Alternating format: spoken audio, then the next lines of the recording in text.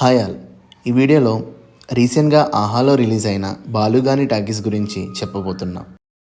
Cinema అయితే నాకు అస్సలు నచ్చలేదండి. బేసిక్ స్టోరీ లైన్కి వస్తే హీరోకి ఒక ఓల్డ్ థియేటర్ ఉంటుంది. అది నడిపించలేక అడల్ట్ మూవీస్ వేస్తూ ఉంటాడు. కానీ ఎలాగైనా ఒక మంచి సినిమా థియేటర్లో వేసి ఆ థియేటర్కి పూర్వ వైభవం తేవాలనేది మెయిన్ థీమ్. ఆ ప్రాసెస్లో హీరోకి ఎదురైన ప్రాబ్లమ్స్ ఏంటి, దానిని ఎవరెవరు అడ్డుకున్నారు, చివరికి థియేటర్లో ఎలా బాలయ్య సినిమా రిలీజ్ చేస్తాడు అనేది రిమైనింగ్ కథ. ఈ సినిమాని ఫ్యామిలీతో చూడొచ్చా అంటే లేదనే చెప్పాలి.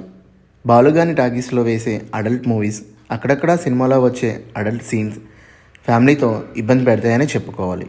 ఇంకా పాజిటివ్ పాయింట్స్ విషయానికి వస్తే హీరో శివరామచంద్రవరపు యాక్టింగ్, ఇంటర్వెల్ బ్యాంగ్, అక్కడక్కడ వచ్చే బీజిఎం సాంగ్, అలాగే క్లైమాక్స్లో వచ్చే ట్విస్ట్, ఇవే పాజిటివ్ పాయింట్స్ అని చెప్పుకోవచ్చు.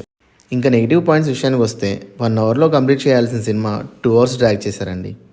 సింక్ సౌండ్ వాడినప్పటికీ పెద్దగా ఇంపాక్ట్ అనిపించలేదు. బీజిఎం అయితే అస్సలు బాగాలేదు. విలేజ్ బ్యాక్డ్రాప్లో తీసిన ఆ నేటివిటీని ఎక్కడో మిస్ అయ్యారు. ఓవరాల్గా నేను బాలుగాని టాకీస్కి ఇచ్చే రేటింగ్ 2/5.